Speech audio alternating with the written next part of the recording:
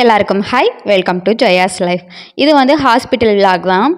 இது வந்து சுதந்திர தினம் அன்னைக்கு போயிருந்தோம். ஜெம் ஹாஸ்பிட்டல் போயிருந்தோம். கோயம்புத்தூரில் இருக்கிற. பெங்களூரில் இருக்கும்போது ஃபுட் பாய்சன் ஆகி 1 வீக் வந்து ஹாஸ்பிட்டல் இருந்தோம் இல்லையா. அதுக்கப்புறம் எப்போ வயிறு வலி வந்தாலும் எனக்கு ஒரு மாதிரி பயமாகவே இருக்குது. ஏன்னா அங்கே அப்பண்டிஸ் இருக்குதுன்னு சொல்லியிருந்தாங்க. சரி, அதை ஒரு டைம் செக் பண்ணிக்கலாம் அப்படின்னு சொல்லிட்டு தான் ஹாஸ்பிட்டல் போயிருந்தோம். பிபி இதெல்லாமே செக் பண்ணிவிட்டு அதுக்கப்புறம் பார்த்திங்க அப்படின்னா டாக்டருக்கு வந்து அப்பாயின்மெண்ட் கொடுத்துருந்தாங்க 8 மணிக்கு. நாங்கள் போகிறக்கே 9:30க்கு மேலே ஆயிடுச்சு. வீட்டிலேருந்து வந்து ஒரு 6 o'clock அந்த மாதிரி கிளம்பணும். பாப்பாவை கொண்டு போய் 7:30க்கும் போது அக்கா வீட்டில் விட்டுட்டு அங்கே கொஞ்சம் நேரம் அவள் கூட டைம் ஸ்பெண்ட் பண்ணிவிட்டு, அக்கா வீட்லேயும் ஒரு குழந்தை இருக்காங்க, அவங்க கூடயும் டைம் ஸ்பெண்ட் பண்ணிவிட்டு அதுக்கப்புறம் ஹாஸ்பிட்டல் போக வந்து 9:30க்கு பக்கம் ஆயிடுச்சு. அதுக்கப்புறம் வந்து நமக்கு டோக்கன் கொடுத்துட்டு வெயிட் பண்ண சொல்லியிருந்தாங்க. நாங்களும் போய் டாக்டர் எல்லாம் பார்த்தோம்.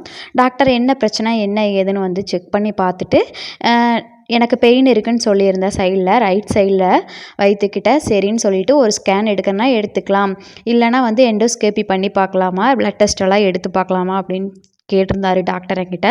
நான் சொல்லிட்டேன், இப்போ எதுக்குமே வந்து நான் ப்ரிப்பேராக இல்லைங்க, பிளட் டெஸ்ட் எல்லாம் வேண்டாம், நானே நிறைய டைம் வந்து பிளட் டெஸ்ட் எடுத்து எனக்கு ஒரு மாதிரி இருக்குது அப்படின்னு சொன்னேன்.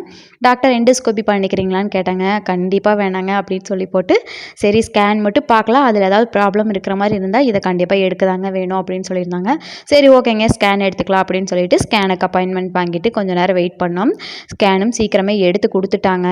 அன்னைக்குன்னு பார்த்து நிறைய கூட்டம் இல்லாதங்காட்டி வந்து எல்லா வேலையுமே சீக்கிரமாக முடிஞ்சு. ஆனால் ஸ்கேன் ரிப்போர்ட் வரக்கு வந்து 2 ஹவர்ஸ்க்கு மேலேயே ஆயிடுச்சு. 3 ஹவர்ஸ்க்கு பக்கம் ஆயிடுச்சு. சாப்பிட்டு வந்து வெயிட் பண்ண சொன்னாங்க. சாப்பிட்றதுக்கு 10 மணிக்கு போனோம். சாப்பிட்டுட்டு வந்து ஒரு 1:30 வரைக்கும் வெயிட் பண்ணோம். அதுக்கப்புறம் வந்து ஸ்கேன் ரிப்போர்ட் வந்துருச்சு. டாக்டரும் கூப்பிட்டுருந்தாங்க. உங்களோட ஸ்கேன் ரிப்போர்ட்டில் ஒரு பிரச்சனையும் இல்லைங்க, எல்லாமே நல்லா தான் இருக்குது. அதனால் வந்து அப்பண்டிஸ் மாதிரி எனக்கு எதுவுமே தெரியல. இருந்தாலும் வயிறு எதுக்கு வலிக்குது அப்படிங்கன்னா, நீங்கள் ஏதாவது வந்து நிறைய பச்சை மிளகா அந்த மாதிரி காரமாக ஏதாவது சாப்பிட்றீங்களா அப்படின்னா, இப்போ வந்து லாஸ்ட்டு 2 மந்த்ஸாக வந்து கொஞ்சம் எச்சா தான் ஸ்பைசி போடுற மாதிரி எனக்கே ஃபீலாக இருக்குது. ஆனால் பச்சை மிளகாயும் நான் நிறைய சேர்த்துற மாதிரி தான் இருக்குது. நிறைய சேர்த்துறேன்னா எல்லா டிஷ்ஷஸ்க்குமே இப்போ வந்து பச்சை மிளகா சேர்த்திக்கிறேன். அது கொஞ்சம் எக்ஸ்ட்ராவாக ஒரு டேஸ்ட்டாக இருக்குங்காட்டி அந்த பச்சை மிளகாயை வந்து நான் ஆட் பண்ணிக்கிறேன். சரின்னு சொல்லிட்டு டாக்டர் இதெல்லாம் அவாய்ட் பண்ணி பாருங்கள் அப்படின்னு சொல்லியிருந்தாங்க. எந்த ஒரு பிரச்சனையும் இல்லைங்க, எல்லாமே நல்லா இருக்குது.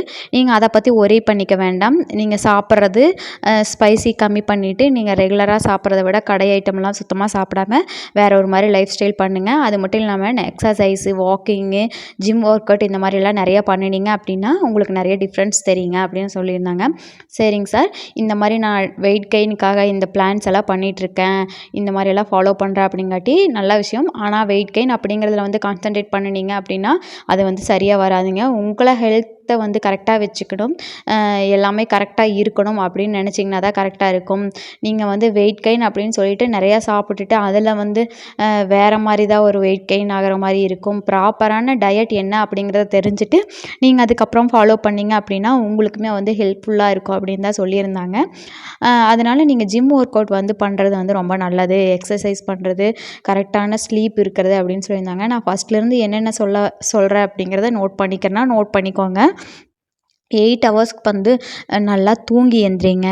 எந்திரிச்ச உடனே இது வந்து இந்த பிளான் சொல்கிறது எல்லாமே நான் ஆஃப்டர் டயட்டீஷியனை போய் பார்த்தேன். டாக்டரை பார்த்ததுக்கப்புறம் வந்து நான் போய் டயட்டீஷியனையும் பார்த்தேன். அவங்க சொன்ன பிளான்ஸை வந்து நான் உங்கள்கிட்ட சொல்கிறேன். அதுக்கு முன்னாடி நான் அவங்ககிட்ட சொல்லிட்டேன், இப்படியெல்லாம் வந்து நான் லாஸ்ட்டு 2 மந்த்ஸாக வந்து 2 to 3 மந்த்ஸாக வந்து வெயிட் கெயின்காக இது பண்ணிகிட்ருக்கேங்க. அதுக்கான ப்ரிப்ரேஷன் என்னென்னங்கிறத வந்து நான் அவங்ககிட்ட சொல்லியிருந்தேன். அவங்க கேட்டாங்க, நீங்கள் என்னென்னலாம் பண்ணுறீன்னு என்கிட்ட சொல்லுங்கள் அப்படின்னு சொல்லிட்டு. அவங்க வந்து நான் சொல்ல வேண்டிய முக்கால்வாசியை நீங்களே ஃபாலோ பண்ணுறீங்க, ரொம்ப நல்ல விஷயம், இது கூட ஒரு சில விஷயத்தை ஆட் பண்ணிக்கோங்க அப்படின்னு சொல்லி என்கிட்ட சொல்லியிருந்தாங்க. ஓகேன்னு சொல்லிவிட்டு நான் ஸ்டார்டிங்லேருந்தே சொல்கிறேன், ஒரு 6 to 7 ஹவர்ஸ் வந்து கம்பல்சரி நீங்கள் தூங்கணும். வித்தவுட் வந்து தூங்குறதுக்கு 2 நேரத்துக்கு முன்னாடி இந்த ஸ்க்ரீன் டைம் எதுவுமே இருக்கக்கூடாது அப்படின்னு சொல்லியிருந்தாங்க. அதுக்கப்புறம் பார்த்தீங்க அப்படின்னா என்ன பண்ணுங்க அப்படின்னா, காலையில் ஒயிட் ரைஸை வந்து நைட்டே ஊற வச்சு காலையில் அந்த தண்ணி மட்டும் வடித்து லேசாக உப்பு போட்டு குடிச்சிங்க அப்படின்னா எவ்வளோ பெரிய வயிறு பிரச்சனை இருந்தாலும் அது வந்து சரியாயிரும். உங்களுக்கு வந்து அது நல்ல மாற்றத்தை கொடுக்கும். எடுத்த உடனே வந்து பால் தண்ணின்னு குடிக்க வேண்டாம், ஃபஸ்ட்டு இதை பண்ணுங்க அப்படின்னு சொல்லியிருந்தாங்க. அதுக்கப்புறம் 3 to 4 லிட்டர்ஸ் வந்து 3 லிட்டர்ஸ் வந்து தண்ணி கம்பல்சரி குடிச்சிடுங்க அப்படின்னு சொல்லியிருந்தாங்க. தயிர் நிறையா சேர்த்திக்கோங்க அப்படின்னு சொல்லியிருந்தாங்க. அதுக்கப்புறம் பார்த்திங்க அப்படின்னா நிறையா சூப்பு, வெஜிடபிள்ஸு, அது கூட வந்து இந்த ஸ்மூத்தி மாதிரி இந்த மாதிரிலாம் நிறைய ட்ரை பண்ணுங்க அப்படின்னு சொல்லியிருந்தாங்க. ஒரு சில விஷயம் நான் பண்ணுறத வந்து அது பண்ண வேண்டான்னு கூட சொல்லியிருந்தாங்க. அந்த மாதிரி விஷயம் என்ன அப்படின்னு கேட்டிங்கன்னா, நிறைய நான் சொன்னேன் அப்பப்போ எப்பாவது ஒரு முறுக்கு அந்த மாதிரி சாப்பிட்றது, அப்படி இல்லைன்னா வேறு ஏதோ சொன்னாங்க, அது எனக்கு கரெக்டாக ஞாபகமே இல்லை. நான் அதை ட்ரை பண்ணுவேன் அப்படின்னு சொல்லியிருந்தேன். அதெல்லாம் வேண்டாம் அப்படின்னு சொல்லிட்டாங்க. நீங்கள் வந்து எடுத்தோடனே வெறும் வயித்துல வந்து பால் குடிக்காதீங்க, இந்த மாதிரி ஏதாவது ஒன்று பண்ணிவிட்டு அதுக்கப்புறம் பண்ணுங்க அப்படின்னு சொல்லியிருந்தாங்க. சரின்னு சொல்லிட்டு டயட்டுக்கான ஒரு A4 ஷீட்டில் 2 ஷீட்டில் பிளானும் கொடுத்துருந்தாங்க. இதெல்லாம் ஃபாலோ பண்ணணும், இதெல்லாம் சாப்பிடக்கூடாது அப்படின்னு சொல்லிட்டு. அதில் வந்து புளி எண்ணெய் சுத்தமாகவே சேர்த்துக்க வேண்டாம் அப்படின்னு சொல்லிட்டாங்க. புளியெல்லாம் சேர்த்துக்க வேண்டாம், நீங்கள் வந்து ஸ்பைசியான ஐட்டம் எடுத்துக்க வேண்டாம் அப்படின்னு சொல்லியிருந்தாங்க. ஃபைனலாக வந்து டயட் பிளான் எல்லாம் வந்து நான் சாப்பிட்றத கண்டினியூ பண்ண சொல்லியிருந்தாங்க. அது கூட வந்து ஜிம் ஒர்க் அவுட்டும், எக்ஸசைஸும், மெடிடேஷன் இதெல்லாம் பண்ணினாலே போதும் அப்படின்னாங்க. நான் ஆல்ரெடி அதெல்லாமே கொஞ்சம் கொஞ்சம் பண்ணிட்டு தான் இருக்கிறேன்.